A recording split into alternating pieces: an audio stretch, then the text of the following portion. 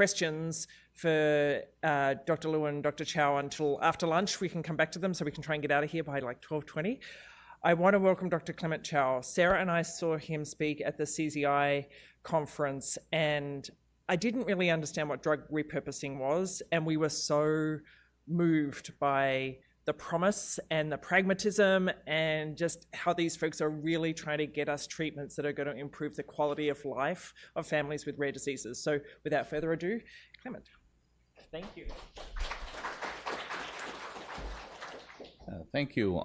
Thank you for inviting me. I don't work on SKS yet. still have time to rope me in. But Susan asked me to talk about how we think about repurposing and kind of give an introduction to what it would be like if we did a screen for SKS. So you've personalized medicine is if you guys are all oh, this is on a timer. I need to get out of this. Do you know how to turn the timer off? Just advanced on his own. Well, we can try it again. Let's do this again.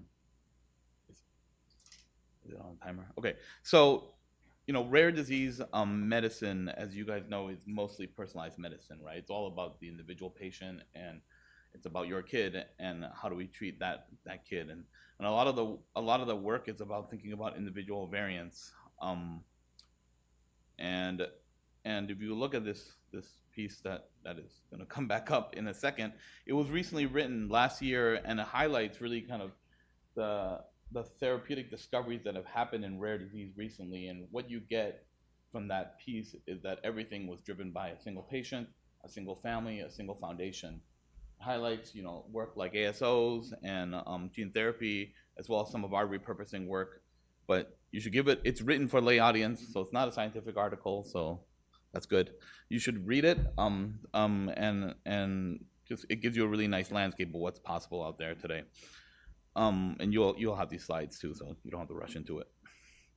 So my lab is particularly interested in thinking about these personalized drug screens and how do we get from identifying a kid with SKS in the clinic to building a model in the lab, doing a drug screen for that kid, and bringing a drug right back to that kid. So it's like the opposite of academics, right? Like the opposite of taking your time and weaving your way through the science, but being very directed about how we find a therapy for these kids that we care so much about.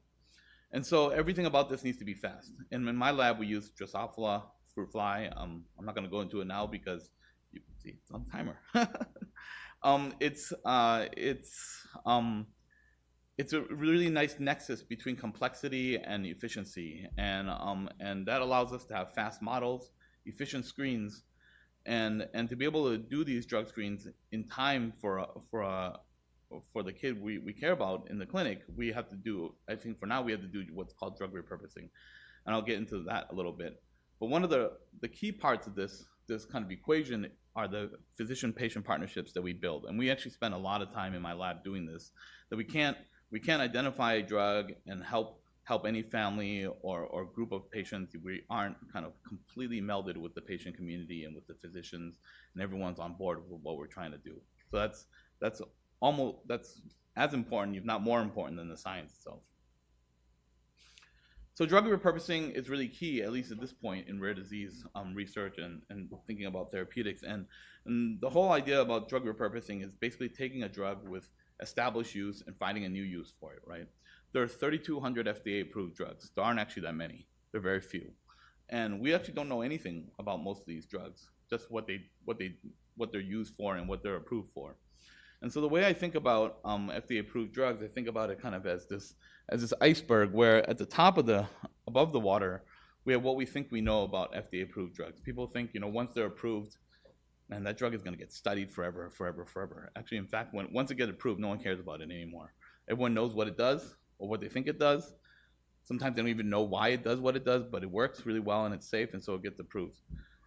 But really, what's underneath this water is what we don't know about each drug. And rather than thinking of it as kind of this iceberg that's going to sink the Titanic, what it really is this potential to solve some rare diseases out there, other human disorders. And we really want to take advantage of that potential by doing drug repurposing.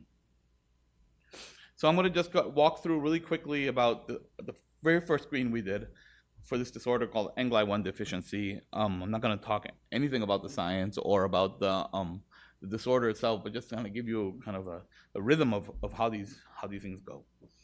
So we began with this this personalized model of NGLI1 deficiency, for which we CRISPRed in the most common mutation that causes this disorder. It's pre-adult lethal. We never see any adults. They always die before they develop into adults. It's a really nice, clean model. We screened a smaller version of what's called the Pressway Chemical Library. It's a collection of FDA-approved drugs. We use a bigger library now, but someone asked, what drugs do we look at? We actually look at all the classes because we actually don't know. That's the point, right? We don't know where the therapy might come from, so we don't want to exclude anything or think we know something about the biology by only testing a certain class of drugs. And the screen was really simple back then. We just basically looked. We fed flies all these drugs, and we looked for survival. And in the end, we actually found 17 drugs that rescued the survival of these NGLI1 deficiency flies. Again, I'm not going to go into the biology, but we worked through this, and most of the drugs pointed to GSK3 inhibition, which actually has something to do with mTOR. So that's interesting. But in the end, this gave us about 17 possible drugs that are FDA approved that have a possibility of being a therapeutic for the NGLI1 deficiency community. You can read about that here if you're interested in the biology.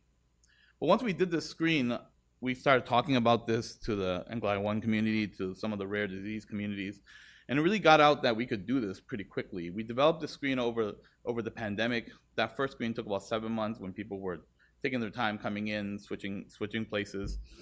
But we've developed now so that we can do a screen in about 4 months, and we've developed a number of different partnerships, which I'll talk about a little bit about it at the end. But the way this works is that someone comes to us. Oh, before I talk about this, I don't do any of this work. I'm just a pretty face.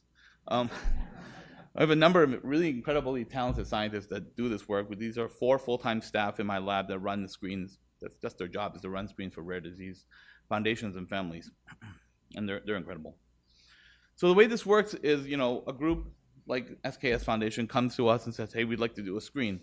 We talk about the feasibility of these screens. We develop the model. This time, Dr. Chew's lab is developing the model, which is great for us. And then we develop a phenotype. We have a list of phenotypes we like to screen on, things that go wrong when you mutate the gene in the fly. We actually don't really focus on mirroring what's happening in the disease per se. That's not the most important part of a drug screen. We just need something that we can fix with a drug, and then we can test it on more relevant things later. And then we have discussion about costs, and then we run the drug screen. We can screen about 1,800 drugs in about 4 months right now, so that's pretty good in a living organism. And then we provide the drug screen hits in real time, so you won't sit there wait 4 months for a list. We provide it, and we can have discussions along the way about what the drug hits mean, what they look like. And at some point after the screen, we do a validation. We test whether these hits are real. Sometimes we test them in different models. Sometimes we do more different doses. And then the hope is that within about 6 months of that initial contact, we are having discussions about potential clinical relevancy, whether something could be tried right away, whether something is safe enough, whether we need more data, that kind of thing. And so that's kind of roughly how it goes when someone like SKS Foundation contacts us. So I mentioned that we like to develop. We have a number of different phenotypes that we have developed for screening. Some of them include lethality, whether a fly lives or dies. If they die on the model, then if we give them a drug, do they live? That's really kind of simple. We can also do an eye-based phenotype, which is we have tools that allow us to eliminate the gene in one particular tissue so it doesn't hurt the fly. So the fly is still living, but for example, this is not this example, but it could be possible that you could generate a fly with an eye that's missing mTOR, for example, or has a mutated mTOR only in the eye. And so the fly is otherwise healthy, but the eye itself has the disorder, and we can test for drugs that rescue that. Small wings, I think that mentioned earlier was climbing. It's not working, so that's fine. Oh, look, it's working now. Nope. We can also have seizures. Maybe this video is not working on this kind of, but maybe you'll notice that there are some flies on their backs here, and what they end up doing is twitching. And we can screen on all these different phenotypes. And these are just ways for us to test whether a drug can fix a particular problem when you introduce a gene mutation or defect. Okay, so just an example of what this looks like in real life in testing a hit from our screen in a real live kid with a rare disorder. One of the disorders we screened on was MAN1B1-CDG. This is a congenital disorder of glycosylation. And it began with this really sweet boy named Jake Carroll, and he has MAN1B1-CDG, diagnosed in 2020. Really sweet kid. He has learning it's very similar to SKS in a lot of ways. He has learning disability.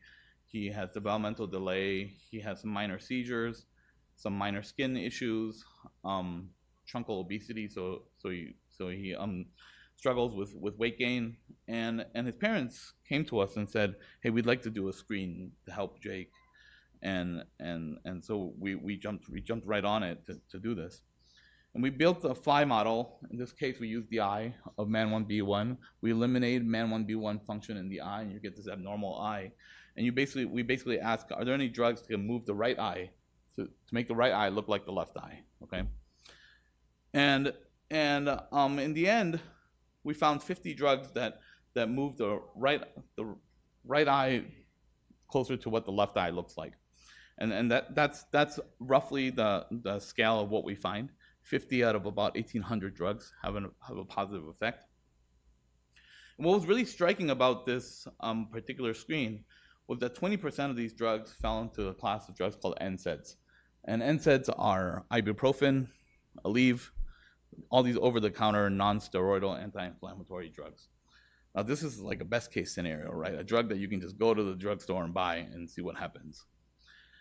And so within a few weeks of finishing the screen, about 2 weeks after finishing the screen, we decided to go with ibuprofen. Ibuprofen was actually the top hit for the NSAID class in our screen. And again, like best case scenario, right? Don't expect this every time. It's not going to happen every time.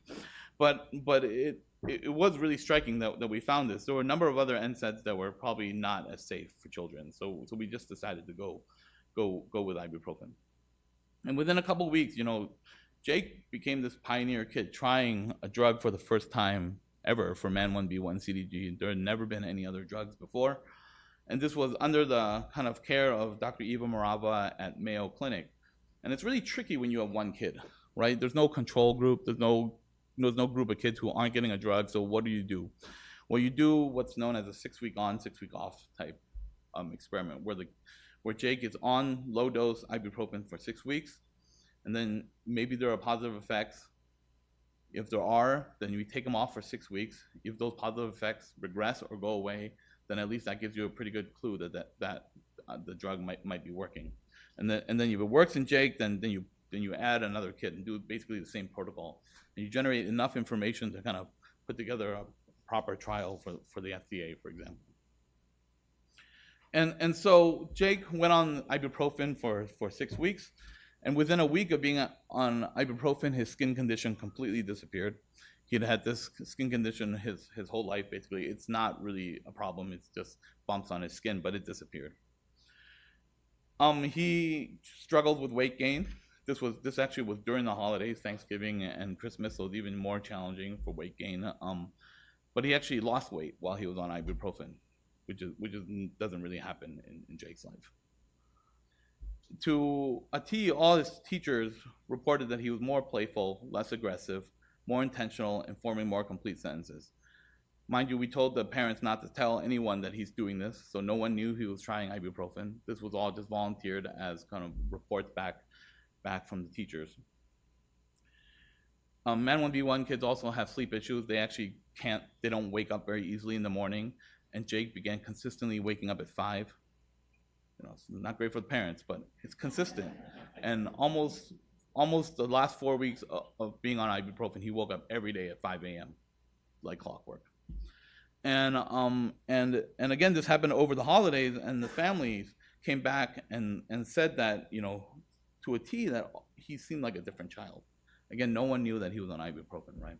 And so, even within 3 weeks of trying ibuprofen, Dr. Marava saw how positive this was such a positive effect it was having on Jake, that she actually put two more of her patients with MAN1B1 on ibuprofen, and they've basically seen similar effects. And people are always like, well, how do you know that this wouldn't have just happened on its own? And what happened when he was taken off ibuprofen, all of this went away. Every single thing went away. His skin condition came back. His sleep regressed. His school regressed. He became more aggressive. One of the other girls that was on the drug gained 15 pounds within the first 2 weeks of being off ibuprofen. And so there's something really interesting happening with NSAIDs, ibuprofen, and MAN1B1. And now, we're in the stage of considering, is ibuprofen the right answer? Clearly NSAIDs are, but is there a better NSAID to put him on? Is there a better dosing that we should be thinking about? And those are all kind of in consideration right now. But his story is just the beginning, right? And we've done this about 16, 17 times now with different foundations and different families. We have partnerships with some of these foundations you see here, and our primary children's hospital in Salt Lake. There's a piece recently written about our work. You can read about that there. It describes some of the families we've worked with. And what we're hoping to do is really kind of transform this kind of workhorse of biomedical medicine into this kind of delivery of hope. And we're hoping that at least in the short term, these drug repurposing screens can find some hope for rare disease families like yours. I don't do any of this work. Of course, people in the lab run these screens. We can't do any of this work. Your families don't put their trust in us, and we're really kind of honored to be able to be in that position. I'm happy to answer any questions offline, by email, or through the foundation. Thank you. Thank you.